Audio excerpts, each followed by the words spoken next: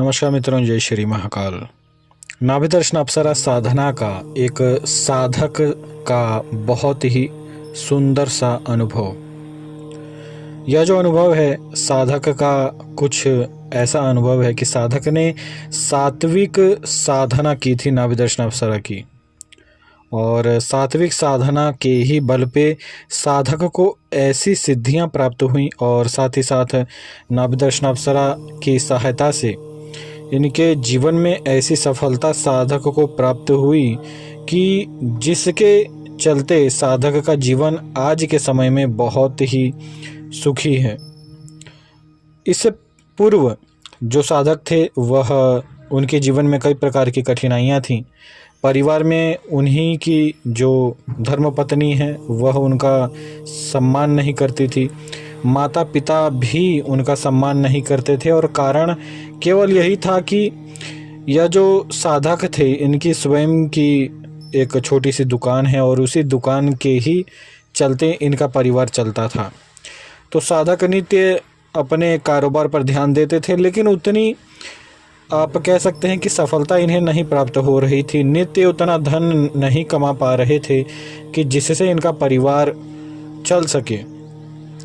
इसी से परेशान होकर परिवारजनों के तानों को सुनकर साधक ने यह निश्चय किया कि ये हनुमान जी की साधना करेंगे। हनुमान जी की साधना से हो सकता है कुछ इन्हें धन लाभ प्राप्त हो। साधक ने कई लंबे समय तक हनुमान जी की भक्ति की और उस भक्ति के कारण इन्हें हनुमान जी की एक आंशिक सिद्धि प्राप्त हुई। उस आंशिक सिद्धि के बल पर साधक के परिवार पर बहुत पुराना एक तंत्र चल रहा था। उस तंत्र से साधक को लाभ प्राप्त हुआ, हनुमान जी की सहायता प्राप्त हुई साधक को, और उस तंत्र से अब इन्हें छुटकारा प्राप्त है। लेकिन यहाँ पर साधक केवल धन की परेशानी से ही ग्रस्त थे और इन्हें इस विषय में पता भी नहीं था कि इनके ऊपर एक तंत्र है। खैर, हनुमान जी की सहायता से इन्हें तंत्र से तो आराम मिला, लेकिन फिर भी धन की समस्या बनी थी। तो साधक ने सोचा कि इस बार ये अप्सरा साधना करेंगे। इन्होंने एक बहुत पुराने साधक हैं उनकी वीडियोस देखी और बहुत सारे अलग अलग चैनल पर ये साधक गए, उनसे संपर्क किया साधक ने, और कई ऐसे लोग हैं जो कि यूट्यूब पर अप्सरा साधना करवाने का दावा करते हैं। उन सभी को साधक ने पैसे देकर अप्सरा साधना की, लेकिन पैसे देने के बावजूद साधक को ऐसी साधनाएं दी गईं जिनसे इन्हें कुछ भी लाभ प्राप्त नहीं हुआ। साधक ने फिर भी हार नहीं मानी और ये जो साधक हैं इन्होंने अंत में मुझसे संपर्क किया। इन्होंने मेरी एक नाभिदर्शन अप्सरा साधना की वीडियोस देखी और उस साधना की वीडियोस को देखकर इनके मन में जो इनका उत्साह था, जो कि ख़त्म हो चुका था, अप्सरा साधना के प्रति इनका दोबारा जगा और इन्होंने यह सोचा कि एक आखिरी बार प्रयास करके देखा जाए। इसके बाद मित्रों, जो साधक हैं उन्होंने नाभिदर्शन अप्सरा साधना की इच्छा से इन्होंने मुझसे संपर्क किया, और जैसा कि मैंने आपको बताया कि कई प्रकार के साधकों को इन्होंने पैसे दिए थे, लेकिन किसी भी प्रकार से इन्हें लाभ नहीं प्राप्त हुआ। यहाँ पर इन्होंने अपनी जो इनके जीवन में जो भी कष्ट चल रहा है, जो भी इस साधक के ऊपर बीती है, इन्होंने अपने विषय में मुझे बताया और कहीं ना कहीं मुझे भी लगा कि अब इस साधक की सहायता नहीं करेंगे तो हो सकता है आध्यात्म में इस साधक की जो रुचि है वह हमेशा के लिए ख़त्म हो जाए, शक्तियों पर से साधक का भरोसा उठ जाएगा। इस कारणवश भी, और क्योंकि इन्हें धन से थोड़ी समस्या थी, तो साधक को मैंने बिना शुल्क लिए नाभिदर्शन अप्सरा की साधना करवाई और मैंने इन्हें कहा कि जब आपको धन लाभ हो तब ही आप चाहें तो मेरी दक्षिणा आप दे सकते हैं। साधक ने मेरी बात को माना और साधक ने मेरे संरक्षण में जिन नियमों को मैंने बताया, साधक ने उसी नियम के अनुसार मेरे दिए हुए नाभिदर्शन अप्सरा के विशेष मंत्र से, जो कि एक सात्विक मंत्र था, और साधक ने 21 दिन की साधना की। मित्रों, इन 21 दिनों में साधक को पहले 10 दिन तो किसी भी प्रकार से अनुभव नहीं हुए, लेकिन फिर भी साधक कहते थे कि जब ये साधना करते थे तो उस समय इन्हें और भी अधिक मंत्र जप करने की इच्छा होती थी। इसका अर्थ ये है कि यहाँ पर साधक को एक सकारात्मक ऊर्जा प्राप्त हो रही थी नाभि दर्शन अप्सरा के साधना के दौरान। साधक ने इसी चलते साधना को और भी लंबा खींचा।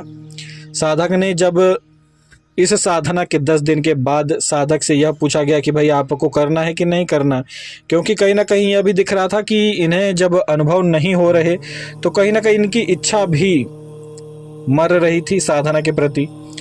तब हमने पूछा इनसे कि भाई आप आगे साधना करेंगे या नहीं। तब इन्होंने कहा कि मुझे एक प्रकार से सात्विक ऊर्जा प्राप्त हो रही है और मुझे और भी अधिक मंत्र जप करने का मन करता है। तब मैंने इन्हें कहा कि यदि ऐसा है तो आपको और भी अधिक दिनों तक इसी साधना को खींचना चाहिए। और मित्रों, यह जो साधक है इन्होंने साधना को और लंबे समय तक किया। 11वें दिन के बाद जब साधक मंत्र जप करते थे तो एक विशेष बात होती है कि जब आपके पास सिद्धि हो और साधक आपके संरक्षण में साधना कर रहा है तो मैंने यह सोचा कि साधक को कुछ न कुछ अनुभव अवश्य ही होने चाहिए। मैंने जो मेरे पास नाभि दर्शन अप्सरा देवी की सिद्धि है उनसे मैंने कहा कि आप अपने तरफ से कुछ सहायता करें और साधक को कुछ अनुभव प्रदान करें। साधक ने 11वें दिन जब साधना आरंभ की तो जैसा कि मैंने आपको बताया, जिस प्रकार जो जप संख्या निर्धारित की गई थी उस जप संख्या से अधिक साधक ने 11वें दिन मंत्र जप किया और उसका प्रभाव यह रहा कि 11वें दिन नाभि दर्शन अप्सरा ने साधक का हाथ पकड़ा। ये मंत्र जप कर रहे थे और यहाँ पर साधक मंत्र जप किए जा रहे थे और अचानक से ही नाभि दर्शन अप्सरा ने साधक का हाथ पकड़ा और अचानक से ही इन्हें अपने मन में ऐसा लगने लगा कि मानो कोई देवी है जो कि इन्हें मानसिक तौर पर इनसे संपर्क कर रही है और कह रही है कि तुम जितना जप संख्या नित्य जप करते हो तुम्हें उतना ही जप संख्या करना चाहिए। अब यहाँ पर मित्रों, साधक को यह पूर्ण विश्वास हो गया कि हो ना हो ये नाभि दर्शन अप्सरा देवी ही हैं। साधक ने पूछा कि आज मैंने लगभग 180 माला मंत्र जप किया है तो क्या मैं इतना ही मंत्र जप नित्य करूं? अब यहाँ पर साधक ने ये जो प्रश्न है ये नाभि दर्शन अप्सरा देवी से ही पूछा। तब साधक बताते हैं कि इन्हें नाभि दर्शन अप्सरा देवी ने मानसिक तौर पर ही यह बताया कि तुमने आज जितना मंत्र जप किया है इतना ही मंत्र जप तुम्हें आने वाले दिनों में भी करना है नित्य। और इसी नियम के साथ साधक ने फिर 21 दिनों तक साधना की। जैसा कि मैंने आपको बताया कि 11वां दिन चल रहा था तो 11वें दिन से लेकर 21वें दिन तक साधक ने इतने ही मंत्र जप की संख्या में साधक ने साधना किया। अनुभव के तौर पर साधक बताते हैं कि 15वां दिन जब आया तो ये जो साधक हैं ये थोड़े अशुद्ध रहते थे, थोड़ा शरीर से इनके अंदर स्वच्छता कम थी। तो इस बात को लेकर नाभि दर्शन अप्सरा देवी ने साधक को थोड़ा डांटा। नाभि दर्शन अप्सरा देवी ने कहा कि भाई तुम्हें थोड़ी सी अपने अंदर सफाई रखनी होगी, तुम्हें थोड़ा साफ सुथरा रहना होगा, क्योंकि तुम एक आध्यात्मिक साधना कर रहे हो और जो साधना है वह भी सात्विक है, तो तुम्हें कुछ नियमों को मानना पड़ेगा। साधक ने इन विषयों पर भी ध्यान दिया और पूर्णतः देवी के बताए गए नियमों के अनुसार ही साधक ने साधना किया। और अनुभव के तौर पर 70वें दिन नाभि दर्शन अप्सरा के प्रत्यक्ष दर्शन साधक को हुए। दर्शन कुछ इस प्रकार थे मित्रों कि साधक साधना कर रहे थे और जैसे ही 180 माला साधक की खत्म हुई वैसे ही नाभि दर्शन अप्सरा देवी, कुछ इस प्रकार का दर्शन था साधक का। और ये जो बातें हैं ये स्वयं साधक ने मुझे बताई हैं। साधक बता रहे थे कि देवी का शरीर ऐसा मालूम पड़ रहा था देखने पर जैसे किसी का शरीर है और वह शरीर पूर्णतः पानी से बना हुआ है। यहाँ पर मैं आपको बता दूं, जो अप्सरा का शरीर होता है वह 3 तत्वों से बना होता है, आकाश, जल और वायु।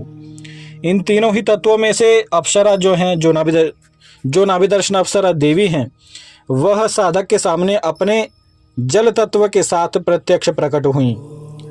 साधक ने यह एक प्रकार से, जब भी किसी साधक के साथ ऐसा विचित्र अनुभव होता है तो कहीं ना कहीं देवी देवताओं से भी प्रश्न पूछता है साधक। और यहाँ पर साधक ने नाभिदर्शन अप्सरा देवी से यह पूछा कि मुझे आखिर आपके इस प्रकार के प्रत्यक्ष दर्शन क्यों हुए। अप्सरा ने कहा कि अभी तुम्हारी साधना अधूरी है, तुम्हें यह साधना पूर्ण करनी होगी और तभी तुम मेरे वास्तविक पूर्ण रूप को प्रत्यक्ष देख सकते हो। यहाँ पर मैं आपको एक बात और बताना चाहूँगा, जब आप साधना को पूर्ण मन से करते हैं और पूर्ण नियम पूर्वक करते हैं, साधना में आपकी रुचि होती है और अधिक से अधिक जब आप मंत्र जप करते हैं तो आपके शरीर में तपोबल बढ़ता है और उसी तपोबल के बल पर आप शक्तियों के प्रत्यक्ष दर्शन कर पाते हैं। इसके बाद मित्रों, साधक ने लगभग 21 दिनों तक जब साधना संपन्न की तो साधक बताते हैं कि 20वें दिन अप्सरा का शरीर कुछ ऐसा था मानो हल्का सा स्पष्ट हो रहा था। जैसे शुरुआत में तो साधक ने जल तत्व से बना शरीर देखा था, लेकिन इस बार साधक ने जल और वायु से बना हुआ शरीर देखा। और साधक बताते हैं कि 21वें दिन नाभिदर्शन अप्सरा देवी अपने पूर्ण साकार स्वरूप में प्रकट हुई और प्रकट होने के बाद से ही अप्सरा का जो शरीर है साधक ने पूर्ण और स्पष्ट अपने खुली आंखों से देखा कि एक बहुत ही सुंदर सी देवी हैं, जिनका शरीर लगभग 16 वर्ष की कन्या के समान है, जिन्होंने सफ़ेद रंग का वस्त्र धारण किया है और जिन्होंने 16 श्रृंगार भी धारण किया है। यहाँ पर साधक बताते हैं कि जब अप्सरा प्रत्यक्ष प्रकट हुई तो उस कमरे का माहौल कुछ ऐसा था मानो यदि कोई साधारण व्यक्ति उस समय वहाँ पर हो तो उसे मानसिक विक्षिप्तता भी हो सकती है। यह अनुभव साधक की पूर्ण मेहनत के ही कारण ऐसे अनुभव साधक को प्राप्त हुए हैं। नित्य रात्रि साधना करना और नित्य रात्रि 180 माला मंत्र जप करना ये कोई साधारण व्यक्तियों का कार्य नहीं है।